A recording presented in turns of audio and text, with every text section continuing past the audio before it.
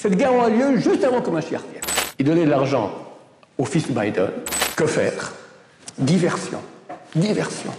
Donc une bonne guerre arrangerait bien les affaires américaines, économiques, qui ne sont pas bien du tout d'ailleurs. Et on apprend hier que l'Amérique a envoyé plusieurs bateaux de guerre.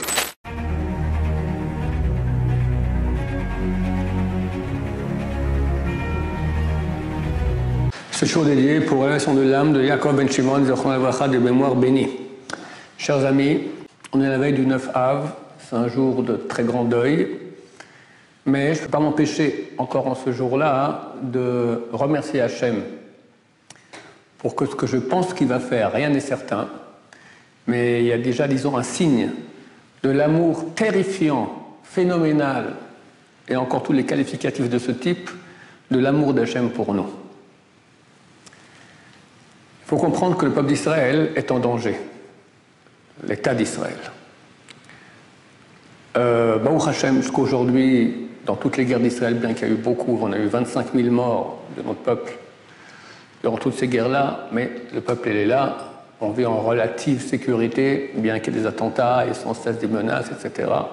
Mais on est là, ce qui est complètement anormal. On aurait dû être complètement ratatiné par les diplomates lors de la création de l'État d'Israël. Ils ont dit que l'espérance de vie de l'État d'Israël, c'est 20 ans.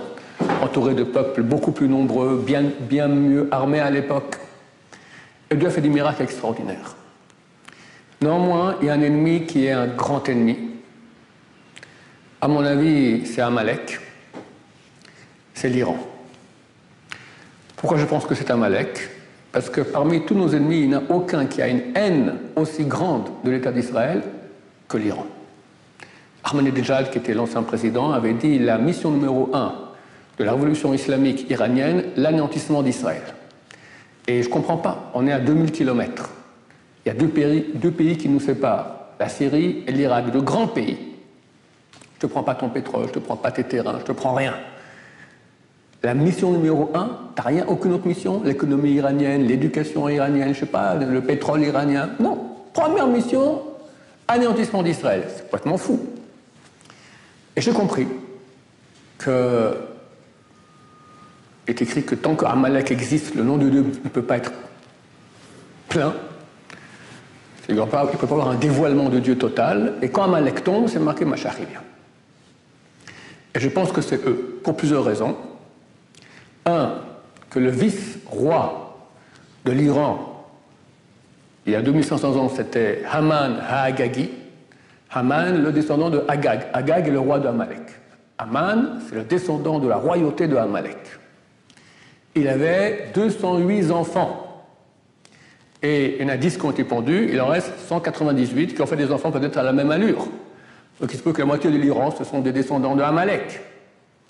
Preuve en est cette haine qui est tout à fait irrationnelle, anormale. Comprenez que l'Iran est un pays pauvre. Et ils mettent des millions de milliards, je ne sais pas combien, pour un programme atomique qui a le seul but d'envoyer une bombe atomique sur Israël. Et Israël a 3 sous-marins, je ne sais plus si c'est 3 ou 7. Je crois que c'est 7 sous-marins. Je crois que la France en a 3. Israël a 7 sous-marins atomiques dans le monde qui tourne. Je veux dire, si une attaque, si vraiment on veut nous attaquer à l'atome, d'accord, le pays qui nous envoie une bombe atomique, avant qu'il ait des ouf, d'accord, il n'existe plus. Ces sous-marins envoient des missiles atomiques, c'est terminé.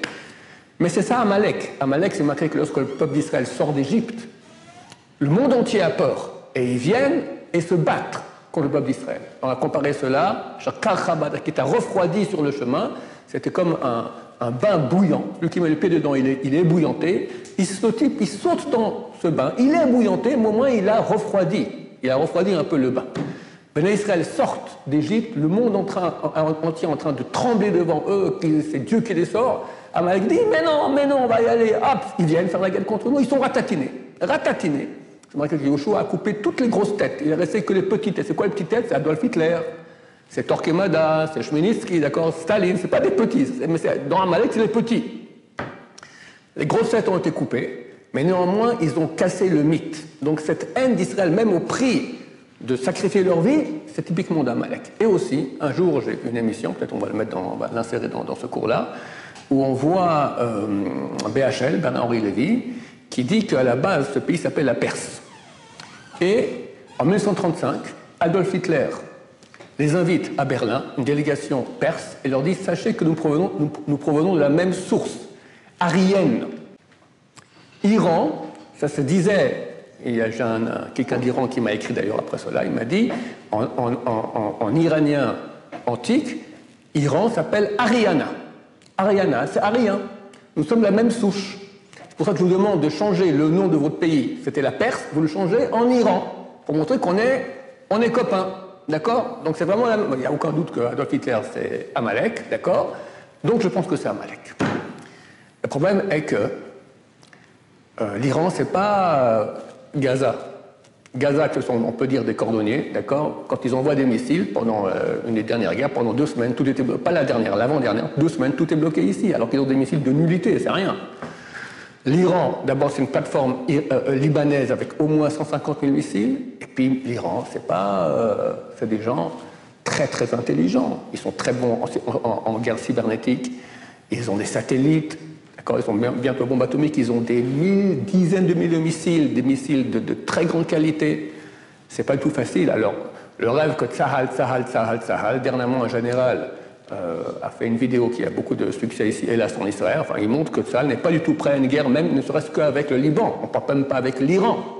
C'est une guerre avec l'Iran, mais il n'y a pas le choix, parce que très bientôt ils ont la bombe atomique, et Bibi, il va attaquer l'Iran. Ça veut dire que ça va être très, très grave. Et moi, je suis extrêmement inquiet.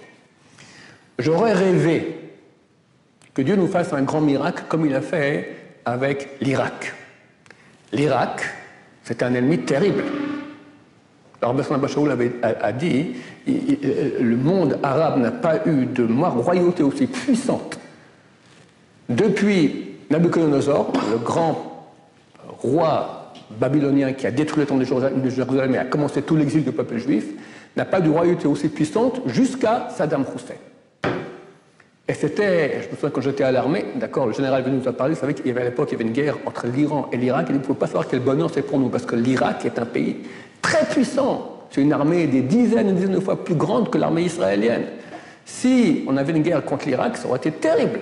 Dieu a mis dans la tête de Bush à l'époque, et d'ailleurs, c'est intéressant parce que Bush a écrit à Chirac, lui a dit « Viens, joins-toi à moi, je vais faire Gog ou Magog au Moyen-Orient ». Chirac n'était pas au courant, il a parlé avec, je crois, on dit qu'il avait avec la Citru, quoi, avec des prêtres, d'accord, pour ça c'est quoi, il est complètement fou ce Bush. Bush, ce sont des Américains, donc évangélistes, qui connaissent la Bible, d'accord. Lui il dit, je vais faire maintenant Gog ou Magog au Moyen-Orient. Ça a à voir, parce que c'est marqué, j'en parle tout de suite, qu'est-ce qui est marqué. En tout cas, comme a dit le Rav Shach à l'époque, c'est extraordinaire le miracle que Dieu nous a fait. Comment se fait-il que des étrangers qui n'ont rien à voir avec nous, ils viennent maintenant faire la guerre pour nous? Comment des Américains, le type il est né à Los Angeles, il vient faire la guerre maintenant avec le roi d'Irak? Qui a profité de ça? Les Américains? Nous, on a profité de ça. C'est un miracle que Dieu a fait extraordinaire. En quelques jours, il n'y a plus d'Irak. L'Amérique, c'est l'Amérique. J'aurais espéré que ce soit le cas pour l'Iran. Mais Biden, maintenant, est dans la période d'élection, et la plus mauvaise chose qu'il pourrait faire, c'est faire une guerre. Donc, pas de guerre. En plus, ils ne veulent pas se mouiller. D'accord? Donc, ils vont pas empêcher Israël d'attaquer l'Iran, ils ne vont pas aider, mais ils vont autoriser. D'accord? Mais c'est terrible pour nous. Terrible.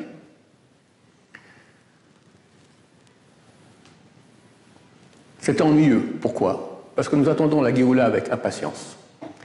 Et les textes disent, ça passe forcément par une guerre entre l'Occident et l'Iran. L'Occident, on peut dire que c'est l'Amérique. Il y a 2 sources que je vais vous citer. Rapidement, parce qu'une elle est un peu longue. La première, c'est celle du rêve de Nabuchodonosor. Nabuchodonosor fait un rêve. On voit une grande statue avec 5 matériaux qui s'écroule et ne comprend pas le sens du rêve. Il appelle tous ces devins qui ne savent pas expliquer. Il s'énerve.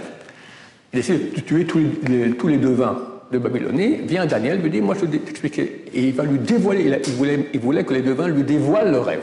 Daniel lui dévoile le rêve, il lui explique le rêve. Je ne vais pas tout expliquer, mais en 2 mots, la conclusion, elle est qu'à la fin des temps, il y aura une guerre entre l'Occident et 2 pays, l'Irak et l'Iran. L'Irak, c'est de l'histoire. Et je disais toujours dans mes cours, on attend maintenant l'Iran. Et comme je dis, Biden n'a pas l'air trop intéressé, l'Amérique n'a pas l'air trop intéressée à aller en guerre contre l'Iran. Bon, peut-être qu'il y a eu un changement de programme là-haut. tout cas, pour nous, ça nous embête beaucoup. Deuxième source qui montre aussi cela, c'est au début du traité Avodazara. Là-bas, il est écrit qu'à la fin du temps, Dieu prend un Sefer Torah dans ses bras et dit tout celui qui a tué la Torah, qui vienne maintenant prendre son mérite. Tous les peuples s'agglutinent au bureau du bon Dieu et on les fait rentrer. Premier peuple qui rentre, Édom. Édom, c'est l'Amérique, c'est l'Occident. Il dit que vous avez tué la Torah? Oui, pas tout à fait, mais on a aidé les Juifs à tuer la Torah. On a mis toute une infrastructure logistique, des ponts, des marchés, toute l'économie mondiale, d'accord? C'est nous, la bourse, d'accord? Grâce à nous, les Avrechim pouvaient tuer la Torah. Alors Dieu les fout dehors, le dit Shotim Sheba'olam, saut du monde, saut S-O-T, d'accord? C'est pas pour eux, pour Israël, c'est pour vous-même. Après rentrent les Perses, et vous, même chose, même scénario, toute l'infrastructure logistique, machin, etc. Ok, même réponse, saut. Et après tous les peuples y rentrent. Et réponse à tout le monde, la même réponse. La Gemara pose la question, pourquoi tu me dis Rome, l'Iran, Rome, la Perse, d'accord, la Perse et les autres peuples? Vu que tous ont dit le même message et ont reçu la même réponse, tous les peuples sont rentrés, ils ont dit comme si, ils ont été foutus dehors, et Dieu leur a dit la même chose. La Gemara a dit parce que ces deux peuples, Rome et la Perse, vont durer jusqu'à l'époque messianique. C'est des peuples phares dans l'histoire, jusqu'à l'époque messianique. Demande Tosfot, les grands rabbins du Moyen-Âge français, comment tu peux me dire que l'Iran va rester jusqu'à l'époque messianique? C'est écrit dans Traité Yoma, page 10, qu'à la fin des temps, non, c'est marqué, pas la fin, c'est marqué dans le traité, page 10, traité Yoma, page 10, que l'Iran, la Perse, va tomber dans les mains de l'Occident. Il y aura une guerre entre eux et l'Occident va gagner plus de Perses. Donc s'il n'y a plus de Perses, je ne peux pas arriver jusqu'au Mashiach. Réponse de Tosfot, cette guerre aura lieu juste avant que Mashiach vienne. Donc quand on dit qu'il va arriver jusqu'au Mashiach, c'est juste et un peu moins, d'accord? L'Occident va attaquer l'Iran, Mashiach il vient, attends, nous on attend le Mashiach avec impatience, on voit tout ce qui se passe ici. J'ai fait un cours dernièrement sur la gauche qui est en train de perdre en Israël et tout le monde entier qui se réveille contre la réforme judiciaire, que c'est une chose intérieure à nous, ça n'intéresse personne. Biden est furieux, l'ONU attaque, tout le monde. Mais de quoi vous mêlez? Rentrez à la maison, d'accord? S'ils comprennent que c'est bientôt la fin, et alors, le dévoilement du Mashiach, c'est leur fin aussi, la fin du mal. Donc on attend avec impatience. Mais comme j'ai dit, jusqu'à hier, que l'Amérique attaque l'Iran, c'est tout à fait improbable. Et là, qu'est-ce qui s'est passé hier? Phénoménal. Alors, moi, je suis très excité, parce qu'un petit truc comme ça m'allume complètement. Mais des gens, je parle avec des gens d'Amérique, ils m'ont dit, non, ça y est, c'est bon, ça va être ça. L'histoire, elle commence il y a quelques années. Le fils de Biden, qui est un débauché de première, il a son ordre, et un drogué de première, méchant, d'accord? Il a eu un problème dans son portable personnel, son ordinateur portable, il a donné à réparer. Il est tellement drogué, méchant, qu'il est obligé d'aller reprendre l'ordinateur. Le type du magasin l'appelle, il ne va pas le reprendre, après 90 jours, ça lui appartient. Le type du magasin ouvre l'ordinateur et il voit là-bas, phénoménal, il appelle le FBI, il prend l'ordinateur, et le FBI dit, bon allez, on arrange la chose, terminé. Très compromettant pour Biden, quoi, qu'en fait son fils, lorsque Biden était vice-président, il était le second de Obama. Alors il avait ce qu'on appelle des sociétés de consulting, mais on voit qu'il y a des millions d'arrivées, des dizaines de millions comme ça de dollars arrivés de toutes sortes de boîtes, on ne comprenait pas pourquoi. Et en fait, il s'avère que la boîte avait maintenant, par exemple, un concurrent. Il donnait de l'argent au fils Biden, et le fils parlait au père, le père appelle le chef d'État du truc et dit ce concurrent-là, tu l'élimines s'il te plaît. D'accord? Donc en fait, il a reçu beaucoup d'argent pour utiliser son père, vice-président, pour qu'il lui aussi reçoive beaucoup d'argent, il semblerait, pour faire ce genre d'opération qui est tout à fait interdite. Bon, au FBI, ils ont caché la chose, mais le type du magasin, qui d'ailleurs, il est sous surveillance maintenant pour être protégé, auparavant, il a pris tout ce qu'il a sur, il a mis sur un disque dur.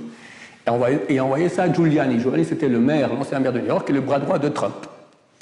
Bon, jusqu'à maintenant, on n'en a pas trop parlé, mais maintenant commencent les élections de Biden, et c'est sorti. Et la semaine passée, il y a 2 agents du fisc qui ont dit on a voulu s'occuper de ce dossier-là, on nous a fait taire. Et commence à parler. La semaine prochaine, il doit y avoir une de ces sociétés-là qui a demandé ce service, qui va être interrogé aussi par la loi américaine, d'accord? C'est en train de sortir. M'a dit un ami qui m'a appelé hier d'Amérique, il m'a dit c'est certain que Biden maintenant, il m'a dit quelque chose d'un peu grossier, enfin il est en train de le faire dans ses pantalons. D'accord? C'est terrible, il est fichu le garçon, le jeune homme, d'accord, le vieux monsieur, sénile, d'accord? Que faire? Diversion. diversion. Et on apprend hier que l'Amérique a envoyé plusieurs bateaux de guerre, dont un porte-avions, des F-16, des F-35, 2000 marines, ils sembleraient dans la région du Koweït, face à l'Iran. Et les gens me disent, je ne sais pas s'ils ont raison ou pas, j'espère que oui, que Biden n'a pas le choix. D'autant plus qu'aujourd'hui, la plus grande boîte de travail américaine, c'est l'armement. Et ils n'ont plus de travail. Il y a le Vietnam maintenant, il y avait l'Afghanistan, il n'y a plus rien. Donc une bonne guerre arrangerait bien les affaires américaines, économiques, qui ne sont pas bien du tout d'ailleurs. Donc on me dit qu'il y a de fortes chances qu'ils vont créer un petit incident et hop, attaque sur l'Iran. Je ne sais pas, on n'est pas arrivé à cela. Mais le fait que Biden envoie maintenant des porte-avions, des F-35, des F-16, 2000 marines là-bas, ça veut dire, à mon avis, on espère que c'est un signe que très bientôt, Dieu va faire en sorte que l'Iran, parce que comprenez que l'Iran par rapport à l'Amérique fait bouc, une bouffée, il n'y a plus d'Iran, terminé. Et nous, on sera sauvés d'un ennemi qui veut notre fin. J'espère que Mashiach reviendra, Bezrat Hashem. Je répète que je ne donne pas de date, je ne sais pas quand Mashiach reviendra. Je montre ce signe-là qui est intéressant, parce que jusqu'à maintenant, c'était complètement invraisemblable que l'Amérique attaque l'Iran. Ça commence à rentrer dans le domaine du vraisemblable Bezrat Hashem. Baruch Adonai, l'olam, amen va amen.